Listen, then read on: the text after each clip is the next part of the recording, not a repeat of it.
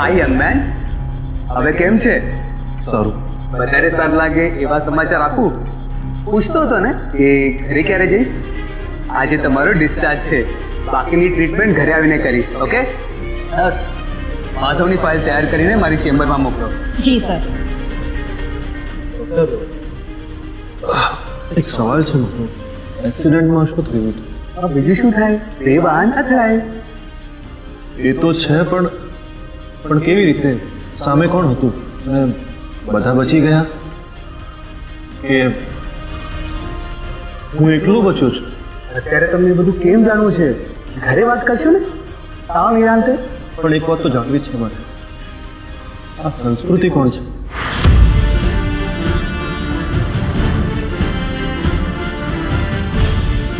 હવે વધારે વાત નહીં ને, સંસ્કૃતિનું તમને ખબર તો છે જ, એ તમને રોજ આવીને મળે જ છે. હા એ તો છે પણ નાઉ સ્ટોપ. પહેલા આરામ, પછી તમારે જે જાણવું છે એ બધું જણાવીશ. પણ અત્યારે ખાલી આરામ કરવાનું છે. ઓકે?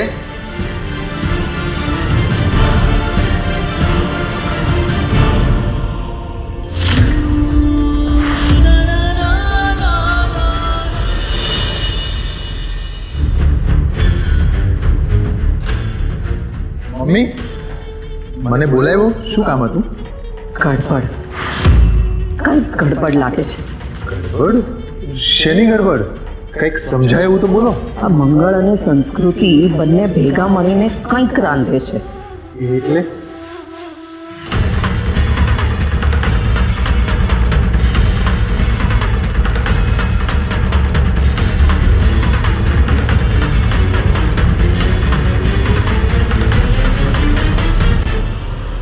મંગળનો જવાબ ગળે ઉતરે એવો નથી. મંગળે એમ કહ્યું કે સંસ્કૃતિને ઘરમાં મૂંઝારો થતો હતો એટલે એને લઈને બહાર ગયો. એની સંસ્કૃતિ એકલી જાય એવી છે, એમાં એ મંગળને ભેગી લઈને ગઈ. તું મંગળને ફોન કર. મને બીક લાગે છે કે આ સંસ્કૃતિ આપણા મંગળને વગર કારણે પોતાની સાથે ફસાવે નહીં. મમ્મી, તમે ચિંતા કરો માં, એવું કાંઈ નહીં થાય. તને કહીને ફોન કર હા, કરું છું. અને પૂછ ક્યાં છે. હા.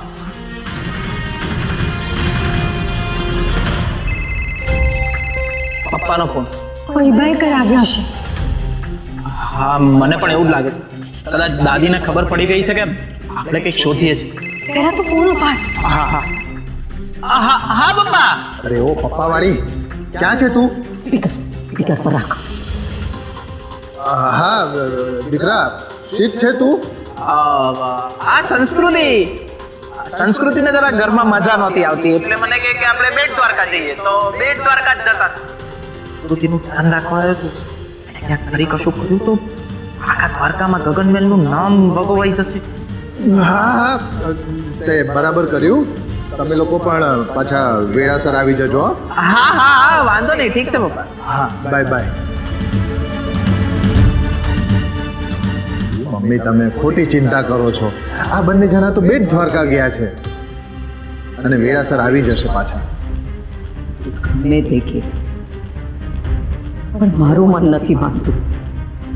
મને ખાતરી છે કે આ સંસ્કૃતિ કંઈક કરી રહી છે અને એમાં મંગળ એનો સાથ આપી રહ્યો છે.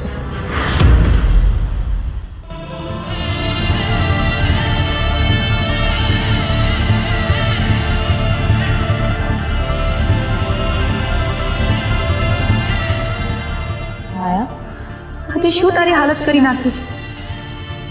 હવે આગળ વધવું પડશે ને દીકરા. નવેસરથી શરૂઆત કરવી પડશે. ફરીથી ઊભા થવું પડશે. ઊભા થઈને આગળ વધવું પડશે અને બસ આગળ જ વધ્યા કરવું પડશે. આનું નામ તો જીવન છે બેટા. જો કેશવ છે ને, એ હવે કાલ છે, એ હવે પાછો ક્યારેય નહીં આવે. અને કેશવ જો તારી જગ્યાએ હોત ને તો એણે પણ આવું જ કંઈ કર્યું હોત. પણ મારે એવું નથી કરવું મમ્મી.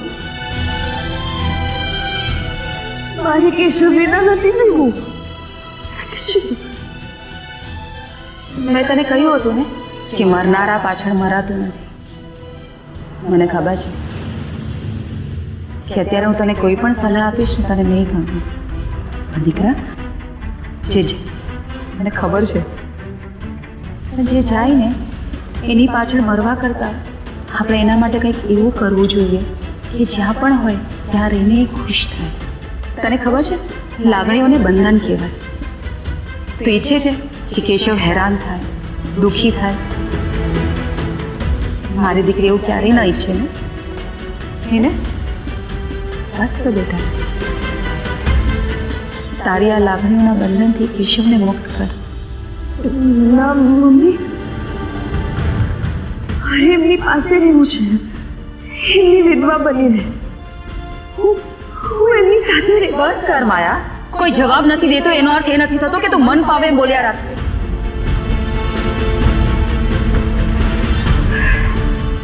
બેટા, કેશવ આજે પણ આપણી સાથે જ છે. બસ એ તને મને આપણને કોઈને દેખાતો નથી. કેશવ તારો ભૂતકાળ છે, પણ મંગળ કે તારો વર્તમાન, તારું ભવિષ્ય છે. તારા લગ્ન મંગળ સાથે થયા છે દીકરા. તારે મંગળ સાથે જ આગળ વધવાનું છે દીકરા. જો આપણે જ્યારે પાણીમાં આંગળી નાખીએ ને અને એ આંગળી કાઢીએ એટલે તરત જ પાણી પોતાની જગ્યા પૂરી નાખે. બસ જીવન જીવવાની પણ એ જ રીત છે. તારે તારી આંગળી પાણીમાંથી કાઢી નાખવાની છે અને તારા જીવન સાથી સાથે તારે આગળ વધવાનું છે. મંગળ તારી રાહ જોવે છે દીકરા. ચલો બીરા, હા, તારા બધા જ દુઃખ મને આપી દે. ઊભી થા દીકરા. માયા, માયા, હા શું? તારું તો આખું શરીર તપે છે, તને કેટલો બધો તાવ છે. હા, તે 2 દિવસે કંઈ ખાધું નથી ને એનું પરિણામ છે. ચાલ ઊભી થા, હું તારા માટે કંઈ ખાવાનું લઈને આવું છું. ઊભી થા. ના મમ્મી, મારે કાંઈ નથી ખાવું. અરે શું કંઈ નથી ખાવું? તારે કંઈ જ નથી બોલવાનું, કંઈ નહીં સાંભળું. ચાલ આરામ કર.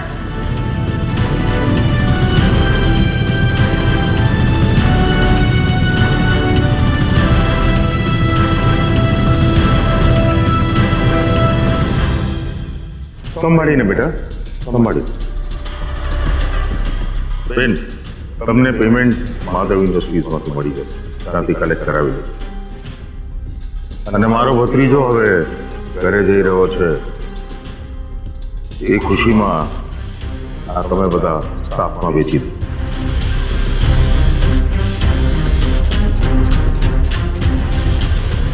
રિલેક્સ માધવ, હવે આપણે ઘરે જવાનું છે અને ઘરે જઈને તું એકદમ રિલેક્સ થઈ જઈશ. માધવ, માધવ, હું તને કહી રહી છું. જો માધવ, જો બેટા, હવે આપણે હોસ્પિટલથી ઘરે જઈ રહ્યા છીએ. હા, ઘરે તું બહુ જ જલ્દી ઠીક થઈ જઈશ. પણ એક વાત કહી દઉં તને, હવે તારે એકલા ક્યાંય નથી જવાનું. હું સદાય તારી સાથે રહીશ. હા, ને તો આ સંસ્કૃતિ છે ને, એ તારી સાથે રહે. અમારા 2 માંથી એક તો તારી સાથે હશે, હશે ને હશે જ. અમે 2 તારા પડછાયાની જેમ રહેશું. હા બેટા, એ સંસ્કૃતિ. ચાલ બે, હા હા.